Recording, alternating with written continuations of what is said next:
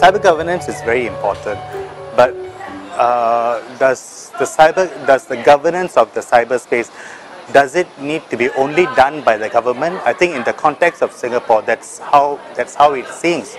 But I think many different players can come into cyber governance, including the government, including the media giants, including the bloggers and the activists, the different businesses that are out there. I think everyone has got a role to play in cyber governance, which is why it's very important to have a many hands approach, where the government comes and works with the businesses, works with the individuals, works with the social media, the alternative news sites, as well as the mainstream media. Only then can we have a thriving governance for cyberspace.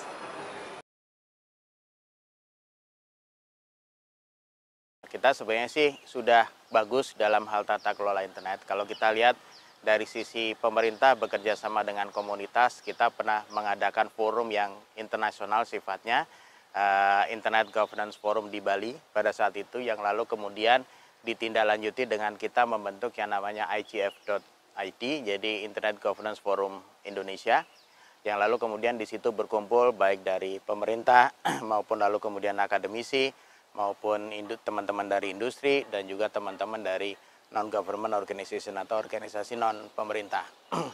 Nah, kita rutin selalu ketemu di sana dan kita selalu mengadakan pertemuan tata kelola internet Indonesia itu setiap tahun.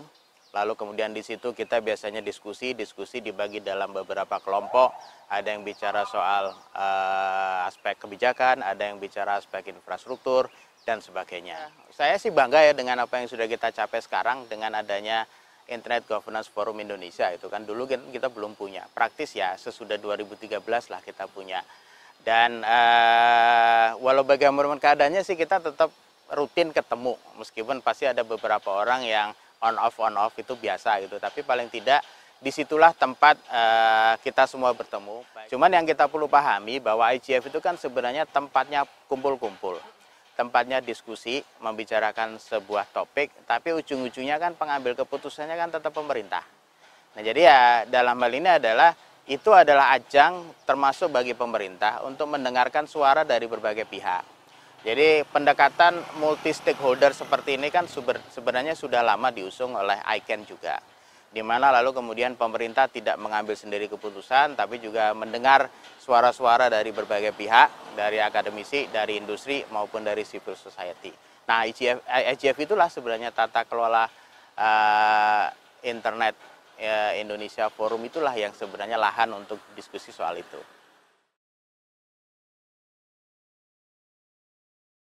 I think primarily what's visible to the eyes and to the experience of most Thai people is through this so-called top-down process from government with legislation, with laws and regulations and that kind of thing. And so the host of the law that is central to the governing of cyberspace in Thailand is the Computer-Related Crime Act, which was passed in the year 2010. 2010, yeah, passed in the year 2010. The original version was passed in 2010, and it was amended in 2016. Anyway, the ministry that hosted this law is the Ministry of Digital Economy and Society, or formerly known as the Ministry of ICT. So in their 10 years, at least almost 10 years, 6 years since the law was passed, the governing of cyberspace as experienced, by digital users, by online users, is almost equivalent to censorship. Because the Ministry of ICT, that was the old name, Ministry of ICT, has constructed a filtering system, and it has made, after the law was passed in 2010, it has made online filtering and blocking legalized. So before, there was no law that authorized the authority to block websites or to filter websites or social media. But after 2010, that was all legalized. But you have to have a court warrant to enable that, blocking as well as filtering. Yeah.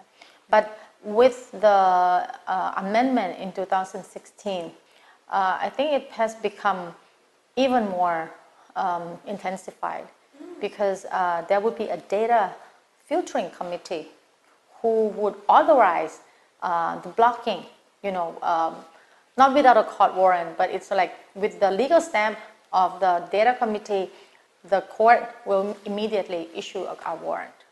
So it's really the judgment of this data committee. But we haven't really seen it in action, because right now we're under special law, we're under a special regime, because we had a coup in 2014. So since 2014, we have this special governing structure under the junta. So the junta issues so many junta announcements. The junta officially it's known as National Council for Peace and Order. National Council for Peace and Order. So their priority is security, national security. So when we talk about cyber security, when we talk about cyber security in technical terms, I mean it actually has to do with devices, systems, networks, right? The security of all this, yeah. But in a military perspective, cybersecurity means security of the state as associated with online networks. So everything goes, right? So it's like under surveillance. Yeah. So I mean, right now it's rather difficult to say, what is our cyber governance, because of course we have the law that was passed before, but because of the special situation, political situation we're in, everything is highly intensified in terms of control. Before, I think it has to do a lot with context, because right now we're under a highly polarized politics context, right? So a lot of things that wasn't an issue before, like lèse majesté, which means defaming the members of the royal family, wasn't really an issue before. We had a law, but it wasn't really enforced, it wasn't really invoked, or it wasn't utilized or politicized, for political reason. But since this polarization emerged, say about 10, 15 years ago, the cases involving lèse majesté as politicized instrument have accumulated. A lot of times it doesn't really have to do with the institution, the royal institution per se, but it was used to curb dissent, or is used to discredit people, because the royal family is a highly revered institution in Thailand. So if you are labeling someone, as committing lèse majesté, or even suspected of committing lèse majesté, you're immediately discrediting or assassinating the character of that person or that institution immediately. So I think it has to do with the context, because we're dealing with all these transitional points in our history, economically, politically, or even institutionally. So it's a highly volatile period.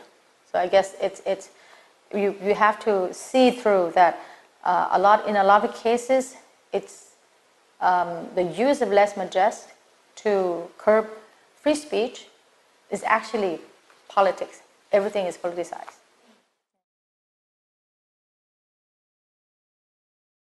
Jadi sebenarnya dimulai dari tahun 2010 itu komunitas NGO, bisnis dan pemerintah sudah membicarakan, dan akhirnya kita tahun 2013 menjadi tuan rumah.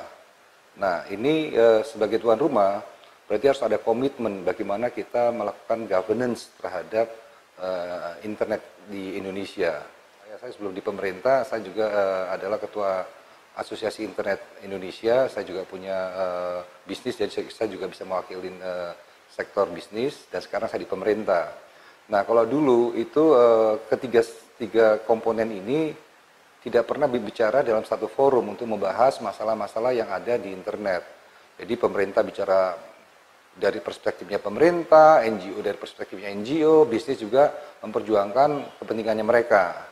Nah akhirnya mereka berdiskusinya justru lewat public domain, lewat media. Jadi statement lawan statement. Nah, kita lihat itu suatu hal yang tidak produktif karena menyedot begitu banyak energi kita.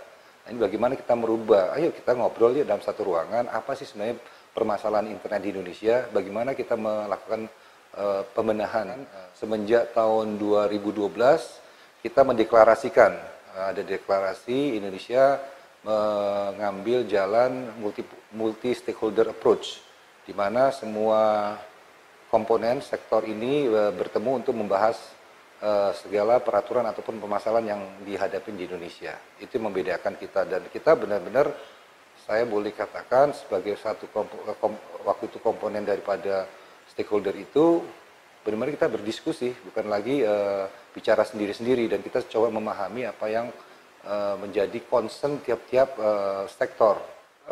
Present isunya waktu itu adalah saling tidak mau memahami perspektif dari masing-masing komponen itu, tadi 5 itu. Yang teknis hanya, wah ini susah nih di secara teknisnya, nggak bisa ini harus begini, atau yang bisnis, oh nggak bisa karena kepentingan bisnisnya terganggu. Pemerintah, oh nggak bisa, ini harus diatur. Nah ini yang terus satu lagi yang NGO, wah ini harus dia dilepas, tidak perlu diatur. Nah ini yang saling mempunyai perspektif sendiri, tapi tidak mau saling mendengar. Nah, dengan adanya forum ini, akhirnya kita saling duduk, saling mendengar.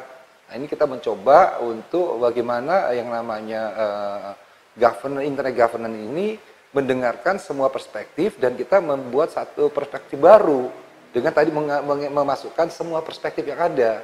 Nah, ini jadi semua kepentingan kita masukkan. Tapi kita merancang suatu pengaturan yang lebih komprehensif yang dapat diterima oleh semua pihak. Lihat, walaupun sudah sama, perspektifnya sama, tapi pola pikirnya belum digital atau belum internet base. Nah ini yang menjadi juga permasalahan. Pengaturannya, wah yang satu ingin light touch, satunya wah ini harus diatur, nggak boleh di share ke dengan bisnis di luar mamanya, jadi lebih protektif. Nah, padahal kan internet kan terbuka. Nah, ini yang sebenarnya kalau mereka mau melihat bahwa ini era digital itu pengaturan bukan lagi fisik, tapi pengaturan itu adalah logik. Karena kita tersambung satu sama yang lain. Jadi nggak ada lagi batas negara. Tapi bagaimana kita bisa menjaga nilai-nilai dan norma-norma budaya yang ada di Indonesia mamanya, tanpa harus melanggar kaidah-kaidah teknis, kaidah-kaidah internet yang sudah disepakati secara internasional. Jadi data flow-nya juga bisa berjalan lancar, tapi di lain pihak karakter Indonesia sebagai negara, sebagai bangsa yang punya budaya dan nilai-nilai itu juga tetap bisa di-preserve ataupun dijaga keberadaannya.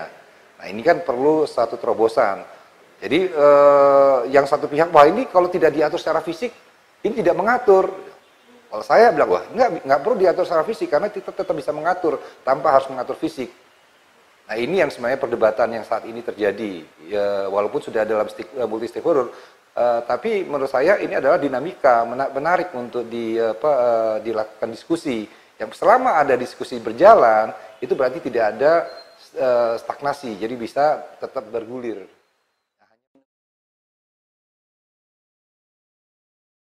Okay, ASEAN level is really tricky. It's just really different. So if we take ASEAN, generally for IT, they will clump Singapore and Malaysia together. Then they clump Thailand, Philippines, Indonesia together. State of development. And then the CMLV, be together, right? Cambodia, Myanmar, Laos, Vietnam together. So the stages of development are quite important for IT.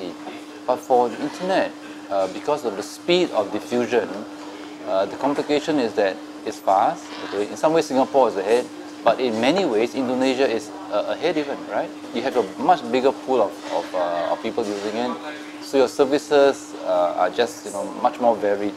If you look, for example, at something like Gojek, right? It came out of Indonesia, where if you look at the traditional division of IT, right?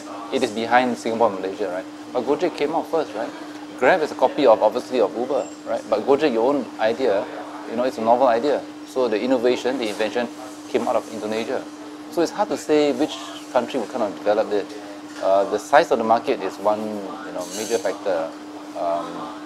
And then there's also this culture of, like you mentioned, talked about earlier, each of governance, how each country's approach, is different.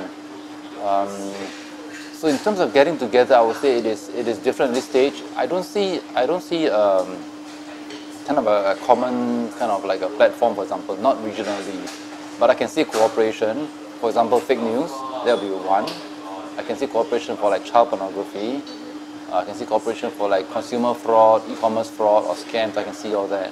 But in terms of the way we operate, I mean, it's just different and different priorities, different concerns. I mean, the thing is to get kind of the maximum benefits from cooperation. This is why all of the bad things I can see us cooperating in, right? Like spam, scams, child pornography, fraud. I can see that happening, right? And we probably should do more of that, because these kind of things that would happen will be around us.